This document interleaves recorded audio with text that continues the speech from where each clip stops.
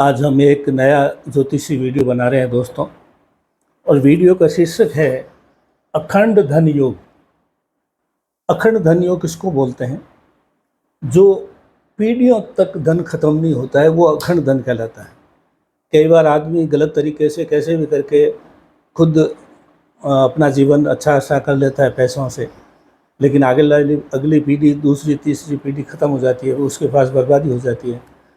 हम उस धन की बात कर रहे हैं। अखंड का मतलब होता है कई पीढ़ियों तक वो धन आपके पास जो है बढ़ता रहेगा, आता रहेगा और सुख संपन्नता बढ़ती रहेगी। ये है अखंड धन योग का सरल सा सूत्र है।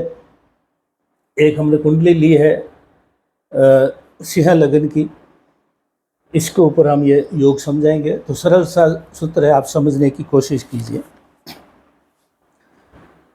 ये जो सेकंड हाउस है जहाँ पे 6 नंबर लिखा हुआ कन्या राशि है, ये धन भाव कहलाता है, कुटुंब भाव कहलाता है और वाणी का भाव कहलाता है। ये जो धन है, ये धन भाव जो ये धन है, ये कुटुंब का है, पीढ़ी दर पीढ़ी चलने वाला धन है, विरासत का धन है। तो इसलिए ये अखंड शब्द यूज दिया है कि ये धन एक पीढ़ी के लिए नहीं, अनेक पीढ़ी के लिए है। दूसरा सूत्र इसमें काम आएगा लगन, यानी आप खुद। तो ये हो गया है लगन।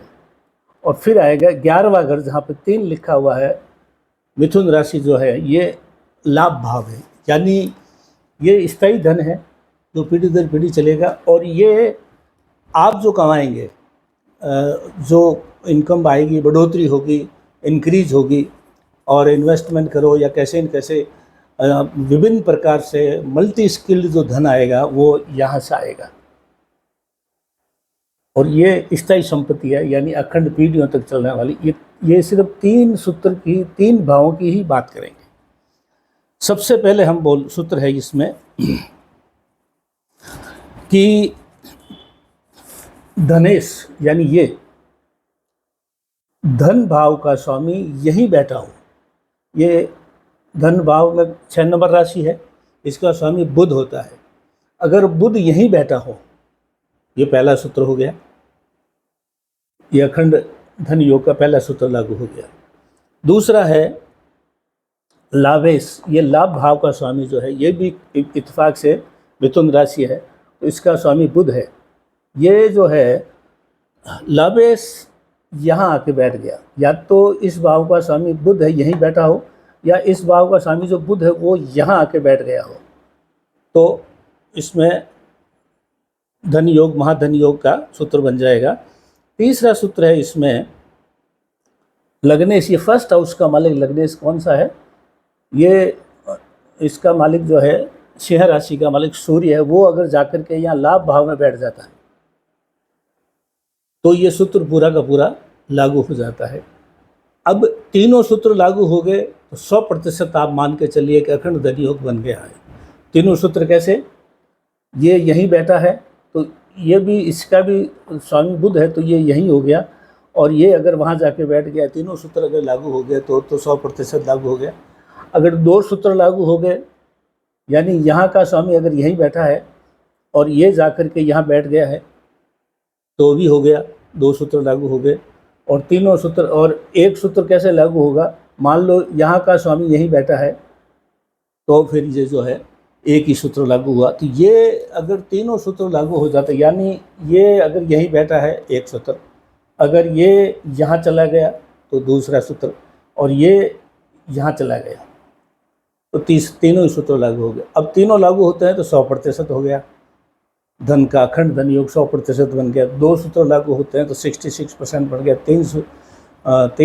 एक सूत्र लागू हुआ तो 33% बन गया। अब ये तो हो गया सूत्र सिंपल सा, हमने लिख भी दिया है। सेकंड लॉर्ड जो है वो ये यहाँ चला जाए, 11th लॉर्ड यहाँ आ जाए, और फर्स्ट लॉर्ड यहाँ चला जाए, ये यहाँ भी हमने लिख दिया है। अब इसमें ये कई बार लोगों को ये कुंडली में ऐसा होगा मान लो, लेकिन उनको धन नहीं है, या उनको लगता है कि भाई इतना धन नहीं है जितनी आप बात कर रहे हो। तो देखिए ये एक सूत्र है। अब ये सूत्र कितना बलवान है, ये सबसे बड़ी महत्वपूर्ण चीज़ है। बलवान कैसे होता है? षड्बल होता है। कुंडली में 6 तरह के बल होते हैं। अंश बल में ग्रह मजबूत हो, चाहे ये बुध या कोई भी, या स्वराशि में हो, उच्च का हो, मित्र राशि में हो और शुक्ल पक्ष का हो, तो ये इस तरह से 6 बल होते हैं, षड बल बोलते हैं। तो ये तीनों ही ग्रह यानी सेकंड हाउस का मालिक, 11th हाउस का मालिक और फर्स्ट हाउस का मालिक तीनों ही षड बल में मजबूत है। ये भी शर्त है साथ में, क्योंकि खाली ग्रह बैठने से कुछ नहीं होता है। अगर वो अस्त है या वक्री है तो बात बिगड़ जाएगी, षड बल में कमज़ोर है तो भी बात बिगड़ जाएगी। तो ये देखने से पहले किसी विद्वान ज्योतिष से हमारे से दिखवा लें कुंडली, भाई ये अगर आपको दिख गया कि लोग योग बन रहा है, कितना बलवान बन रहा है, ये आप हमारे से या किसी से भी आप चेक करवा सकते हैं। लेकिन ये अखंड धन योग अलग होता है, अखंड धन योग अलग होता है। धन योग मतलब आपने कमा लिया, मज़े ले लिए, ज़िंदगी के आनंद ले लिए। अखंड धन योग होता है जो पीढ़ियों तक चलता है। तो ये जो कई देखो टाटा, बिरला, अंबानी या उससे पहले भी और जो है बड़े बड़े सेठ, साहूकार, अमीर लोग होते हैं, पीढ़ियों तक धन उनके पास रहता है, ये उनके कुंडलियों में ऐसा ये पाया जाता है। तो आज हमने एक सरल सूत्र की बात की दोस्तों कि अखंड धन योग कैसे बनता है। अखंड धन योग की परिभाषा क्या है? अखंड धन योग मतलब पीढ़ियों तक चलने वाला धन, एक पीढ़ी तक चलने वाला नहीं। सरल सूत्र है, सेकंड हाउस, 11th हाउस और फर्स्ट हाउस को आपस में कैसे बदलते हैं, ये हमने चर्चा कर ली है। और ज़्यादा जानकारी के लिए आप हमारा मोबाइल नंबर दे रखे हैं, आप इनसे हमारे से संपर्क कर सकते हैं। सरल सा सूत्र है। अमर एस्ट्रोलॉजी में आज इतना ही दोस्तों, धन्यवाद।